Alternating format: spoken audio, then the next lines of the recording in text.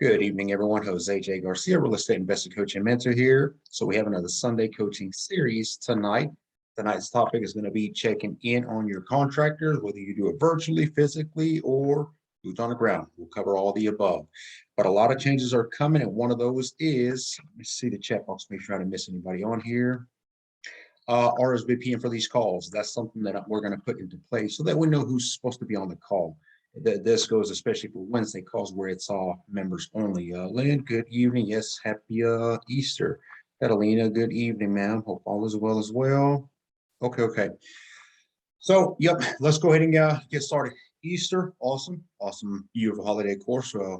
Spent time this morning in church and then lunch, so that was great. And now we're back in the office. So getting ready for the week, getting ready for a lot of new things that are coming into play. If you're not following our social media yet, definitely tune into that. One of the things that I'm doing more and more, instead of just kind of up and popping y'all with surprises, is I want to start talking about things to come. And this is why you're going to want to join in, because again, one step ahead. And here's the thing, and somebody started doing this last week, which was proactive and productive in every which way. It was great. We have the spreadsheet for Let's Do Deals. And of course, you see different areas, whether the mobile home is inside of a park or it needs to be moved, it's on land, whatever it may be. This individual sent me an email saying, hey, I noticed you don't have any in a certain area. Does that mean you're not going to get any there available? It's not a good market, or when can I expect to see one there? That is being proactive, okay? Just because we don't have deals in a certain area, certain market, okay, regardless of the city, county, state, does not mean it is not a good market. Every market is good, by the way. First of all, every market is good, but it does not mean that you can do every exit strategy in every market. So learn that. But that being said, this could just be an area that we're not focusing on as much at this time. Doesn't mean we won't, but it does not mean we don't run into other deals. I'm talking about the Let's Do Deals spreadsheet on Tuesdays, okay? That sheet has close to 100 deals right now. That was my goal, is to have 100 deals. That does not mean that's all the deals I have available. We have an old-fashioned notepad where we have probably close to 400 deals right now available. A lot of those deals don't even see the Let's Do Deals spreadsheet. Why? Because they come and they go. Some of them are already sold before we even get them. That is how quickly the inventory is churning. If y'all saw one of my posts last week, I believe, where we moved 57 mobile homes. It was 59, by the way, 59, not 57, but it was 59. Still shy of 60. But that we did it with connections. We did it with having the amount of mobile home park owners, individuals who needed parcel. I mean, just it took a whole team effort in a sense. But again, upcoming events that we have, along with deals that we're getting into, you need to stay up to date with those, because if it's something that you're interested in, you could already be getting coaching for, you could already be looking into, you could already be sending us an email. Hey, put me in your list there for whenever these quotation deals come available, I may be of interest. And at least we know you're interested in, right? And again, this call's all recorded. It will be playing on YouTube tomorrow by probably 10, 11 in the morning. It goes the same for all of you listening to post the video here and on recording. One of the ads that we blasted this evening was storage units. I have said for a while, Airbnb, and I think Airbnb will be my favorite exit strategy for a while, but Airbnb is my favorite exit strategy right now. Why? As with anything else, it brings me the most ROIs, return on my investment, and it's also the less hassle. The clientele is a little bit differently than somebody wanting to rent it out. So we are dealing with something good on that sense, and people booking months at a time, that is just phenomenal. I mean, I love Airbnb is where it's at. But another thing that we got into was now storage units. We introduced 3 different exit strategies, have not been done in mobile homes on January 1st, 2022. We are about to add a 4th one, and it's going to be storage units. Okay, I've talked about if there's a mobile home park that has 3 or 4 empty pads and they're together, well, I don't think we're going to look into bringing 3 or 4 mobile homes in it. Why? Because the exit strategy there would be, of course, flip it, rent it, whatever it may be. ROIs are good. But in a storage unit, if we can build a storage unit in an area or bring storage units there that these people can rent out, or maybe even out to the public, the ROIs look a lot better that way. So, we're always thinking. And again, these are connections that you should be making with park owners, park managers, okay? A lot of these park owners, you may say, well, they don't want to work with me. You just haven't introduced something to them. that in a way, and I said it slightly, is worthy of them wanting to work. Okay. It starts with credibility. You have to have that. Okay. But once you have credibility and you keep offering more and more, and who doesn't like to make money? A park owner, especially, is a businessman or woman. Okay. They're in it for the money. They understand numbers, which is a beautiful thing because it is so much easier to explain things to them when we just need to focus on the numbers. It almost becomes numbers, numbers, numbers, and okay, what's the product? If it's worthy of listening to it at that point, right? So, we just many of those things. But I'm going to jump on two because I know on Sundays we only have 30 minutes. That's the downside to Sunday evenings is it's only 30 minutes of the coaching call. And then don't forget, though, Sunday is picking back right now off of Wednesday calls pre-hand, meaning that on Wednesday we do cover the same topic where we go into a lot more in depth, a lot more in detail. We have an open floor where we discuss a lot more questions, not just the topic related, but any mobile home investing related questions. So, tune on to that as well. Tax registrations. Let me mention this now. I should not have to remind anybody, but I actually sent this email to a park owner about a week ago, and he was very thankful I had sent him this email. Okay, in the state of Georgia, every city county is different. Okay, but for the most part, in the state of Georgia, taxes for a mobile home, okay, are paid yearly. They're typically due. You get the bill January-ish, and April 1st or April 5th, depends on the county, they are due. Means you got to re-register, much like a vehicle. You got to set time where you have to repay for the bill, or you're late, you start getting into issues you do not want to. So that being said, this is a reminder that yes, it is April. If you have mobile home investments, especially if you're a landlord and you're paying tax registrations every year, best to have already paid them by now. Okay, if not, you're going to be paying a fee on that. But any questions on this, y'all drop them on the chat. You can unmute yourself as well. A couple of people are spinning trying to log into the call, so I'm hoping they can log in at one point. I don't know if it's my Zoom or other one, but let's jump on. Let's jump on to the coaching, and then we'll have a Q&A, and we'll talk about a few other things also. But okay, checking in on your contractors virtually, physically, and with boots on the ground. I think that's the trio there, okay? Every day. I'm going to start off with that every day. I have not spoken to my contractor or handyman in about a week. That is a recipe for a disaster somewhere along the lines. One, if you're not checking in with them daily, you don't know what they're doing, what they're working on. Did they encounter some issues? Have they been making it to work? I've seen investors where they finally check in with a handyman, and it turns out the handyman hasn't been at work all week. Quotations, sick, didn't feel good, didn't have a car, dog ate the hammer. You get where I'm going, right? Excuses, but they have not made it there. Every day that you hold on to a property, a mobile home, means every day you have to pay more because you're not making money. If you're not making money in mobile home investing, it's costing you money. Okay. Now we do set and allocate X amount of time, which is why we get an estimated time from every contractor. Is this a 2-week job, a 3-week job, so that when they start, we hold them accountable to that time frame. I've also allocated, okay, this is going to be a month's worth of lot rent I'm going to have to pay, which comes out of the investment, or maybe we trickle into the next month and as well. Because then there's the selling point too. And if you hold on to it then of course you're paying additional. But again, it's an everyday task. Best way I can break it down, because we're seeing more and more, and this is always and probably will always be a struggle. One of the hardest tasks for a real estate investor and a mobile home investor is going to be contractors. When you find a good crew that does what they're supposed to do, does it in a timely manner, respects your time, your money as much as theirs, that's what you need to keep. Those are the contractors I reward with bonuses, with even a little bit of early pay if need to. Okay. Now we're not going to get into how to pay them in tonight's call. Probably on Wednesday we will. How you're supposed to pay a contractor. Some of you are paying way too much up front, and then they're nowhere to be found. Go figure. That's not how you pay them.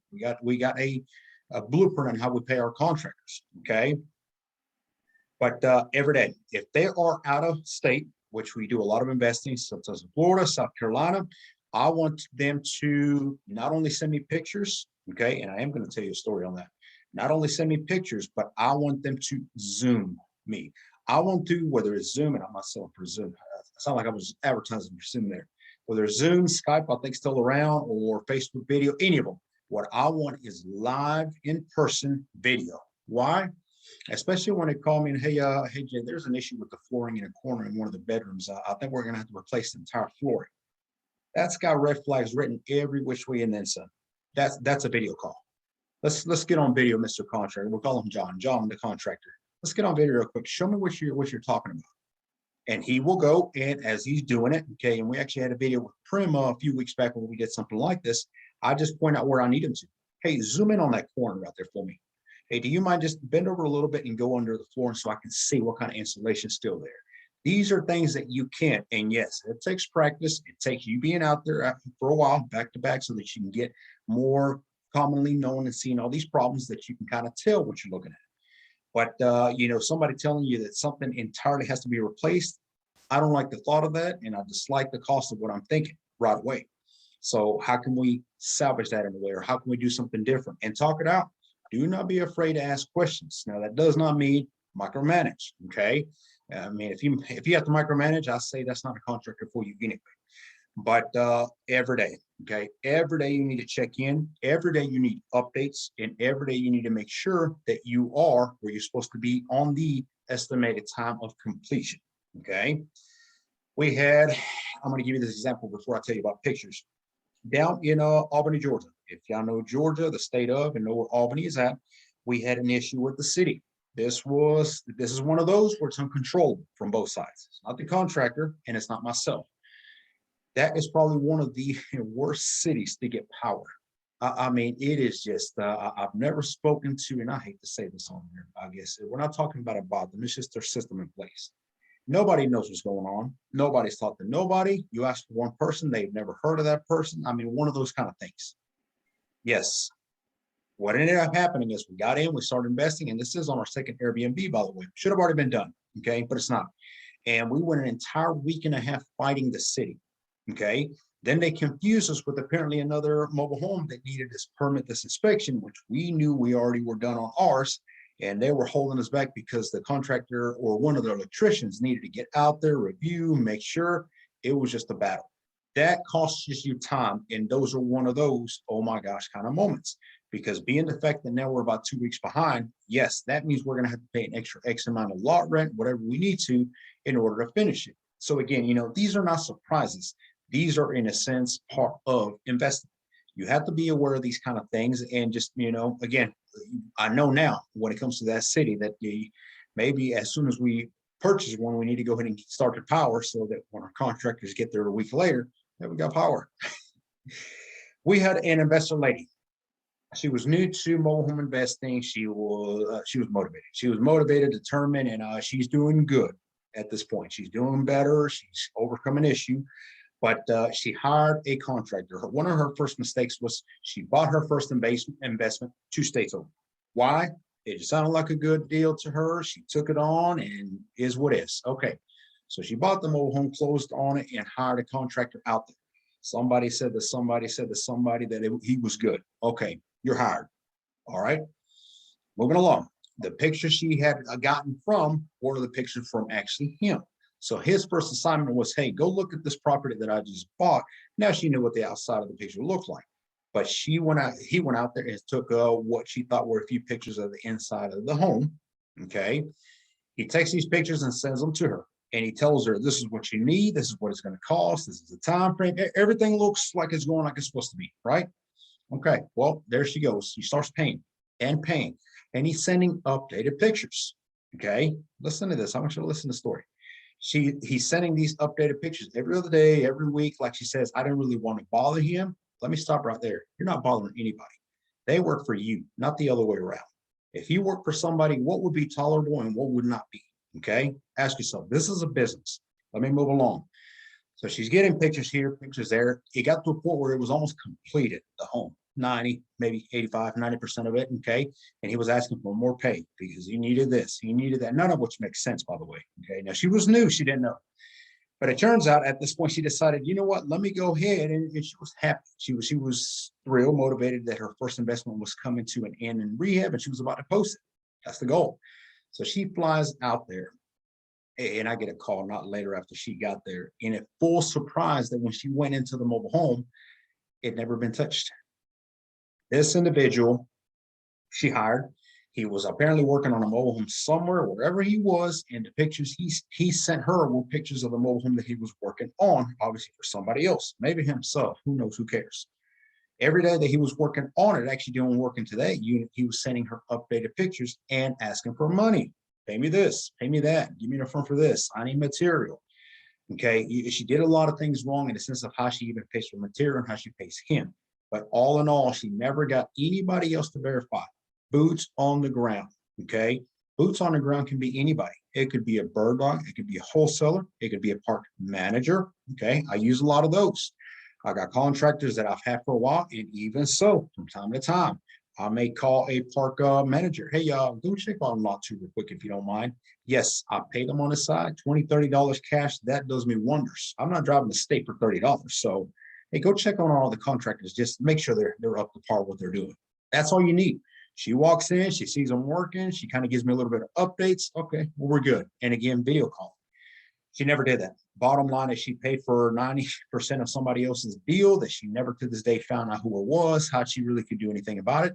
The guy lied. And, not all contractors are bad. Let me point that out. Not all contractors are bad, but they do get a bad name, a bad rep from being scammed. You deal with that a lot. And in this business of mobile homes, I see it all the time. I see people paying way too much up front, 4,000 or 5,000. Here you go, because quotations, they needed to get started. And then they never see these people again. I mean, that's a pure robbery as fine as it comes, right? But it's up to you to do your due diligence, whether you're going to have again, park manager, it could be a family member. If you have somebody, family member, and I assure you, it is worth paying somebody 50, even $100 for here's gas, here's for your time. Just go out there and make sure that what I'm being told is what it is.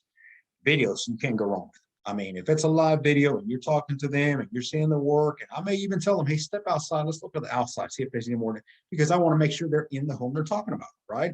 So there's too many ways, too many systems that we use that you should not have to fail at keeping up with a contractor. Okay. Excuses don't get better, problems don't get better over time. One of the things that's been hard for all of us, is a lot of times we keep a contractor longer than we should because, well, we hope they get a little better. And I mean, you would hear every excuse in the book. I was talking to, I was actually this past weekend, I went to one of my coaching mentors classes, and we were talking, networking with the groups there, and a lot of them, everybody's having problems with help. Nobody wants to work at this time, is what it seems like.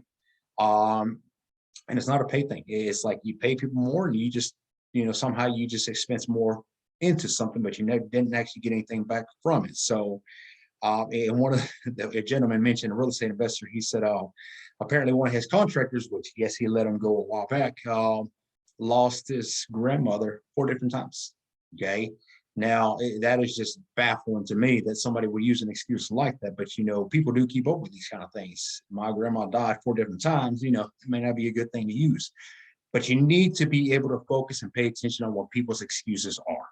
Okay. Because a lot of times too, what you don't know is that even though you may have them as more into a full-time, and I don't mean a full-time employee, but more so you're keeping them busy, where it should be more of a full-time from their part, they may be having another 2, 3 extra little side jobs.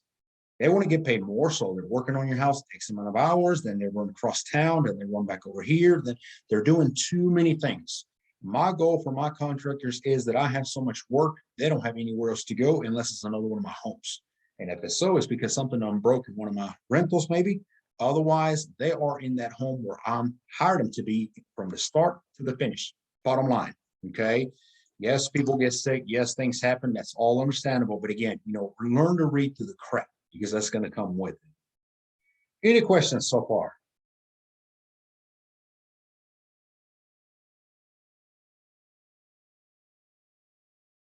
Okay. On Wednesday, we're going to cover how you should pay. I just realized that something that I do want to cover is how do you pay a contractor? I can tell you this much. You never pay a contractor up front, but I'm also going to point something out. Just like contractors may scam people, okay, and that happens, unfortunately, and that's where their bad name comes from. A lot of times, contractors get scammed. We've seen that as well.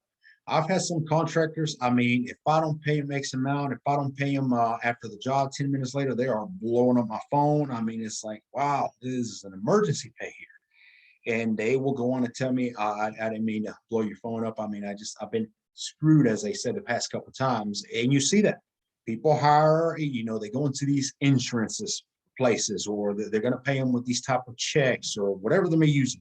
And people scam contractors all the time. We had an investor that just bought a mobile home down in Central Georgia from us. It's a single wide, 2-bedroom, 2-bath. They actually bought it for their son. And he was telling me that 9,000, he had done work for an individual. It was a house. It was a real estate house. And apparently the individual was only part owner, all kinds of mess ups over there that were going on with that. I'm not sure what he ended up doing about, but he had done around 9,000 and he was already supposed to be getting bulks of pay. After 3,000, get a chunk, 4,000, that kind of thing. And the guy just kind of kept putting him off. Well, let's just get a little further ahead in the job and we'll just pay you one lump sum kind of thing. You know, luckily the guy cut it off around 9,000, which is more than probably a lot of people would have done. And at that point, when he was requesting, I guess more so demanding for his paycheck, yeah, the guy was nowhere to be found. You know, so he can't fight it but so much. I guess we're not going to get into legal sides into this here, but you know, again, you know, when you're running into that, that's definitely something to keep in mind. So it does happen. I do pay a contractor in or handyman X amount up front if it's a small deposit. Again, we're covering this Wednesday, but what I don't pay is one material. Well, I need 2,500 because I got to go buy the material. I got to order it. You're not ordering nothing. No, this is how we have. And that's where you go ahead and go down into the line by line as to how you do business, how you buy, browse for material, and how you get it there. I mean, if I need to get it shipped to the location, I'm plenty fine. We know plenty of locations. We can get it done. Most of our material, don't forget, does not come from the nearest Home Depot or Lowe's. We have a whole system as to how we invest. And one of those is getting off-market deals and off-market material. Okay, big steps on that. All right, let's see. I think chat here on Instagram had a couple questions. Let me see. Okay. And here's the thing. We started, I'm going to open the floor here in a minute for a couple minutes to get a Q&A. Shadow event. I want to go ahead and announce that now. A lot of people did not get to sign up last time because we were booked. Okay. A lot of people like to wait till the last minute, and I'm going to go ahead and book now. And that's not how it works. The next shadow event is not, we're not doing it monthly anymore. It is going to be June 25th, June 26th. It is going to be our biggest event yet. It is going to be the first 2-day event, where the first day is going to be in a classroom setting, ballroom in a hotel. We're going to be going over topic after topic. We have an insurance agent specializes in mobile homes. Is going to be there talking about why you should protect your assets, your mobile homes, policies that you can invest in so that you can obviously be, and yes, insuring your mobile home is a must. It's not an option. It's part of the investing, okay? Park managers, park owners, they're going to be at the event. We're going to have handyman contractors at the event. We're going to have one of my first mentors I ever had at the event. We're going to have a couple guest speakers. Those will be a surprise, and we're lining up about 2 more. So that is the goal, what we have going on for the shadow event, which would be the 25th, a Saturday. Sunday, the 26th, we go into extra parks, much like what you see a lot of the pictures where we had 40 people this previous time. We will have a shuttle pick us up Sunday morning, where they're going to take us out to the community. We'll be walking in and out distressed mobile homes. There will be contractors working at that time so that you can also see. The goal is to take you by my side and show you how I see mobile homes, how I invest in them, right? Get all your questions answered, anything and everything you need to learn from. In the steps 2, you're going to see it out there in actual action and not just in a book. Nothing wrong with books, by the way. But we got that coming on. So definitely, if you have not, because the tickets go on sale this week, I believe as early as Tuesday or Wednesday. And I'm not sure we're going to go more than about 25 people again. Okay, so just, you know, something to keep in mind on that. But that's June 25th, 26th. Visit GarciaMHU.com and check out the shadow for that. All right, we got about a couple questions. Couple minutes. Any questions? It does not have to be on this topic. I'm going to check the chat real quick.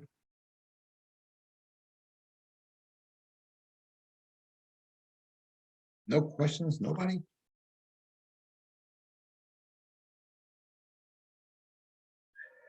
All right, Tuesday at 7 p.m. Eastern Standard Time. Don't forget, we got the Let's Do Deals sheet. We got some new deals that are on there. And like I mentioned, the storage units, if they clear, they'll be good to go.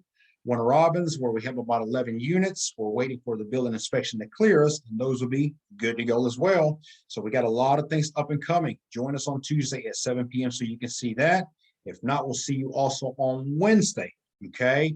But all right, that does it for tonight's call. Happy Easter and thank you all for joining.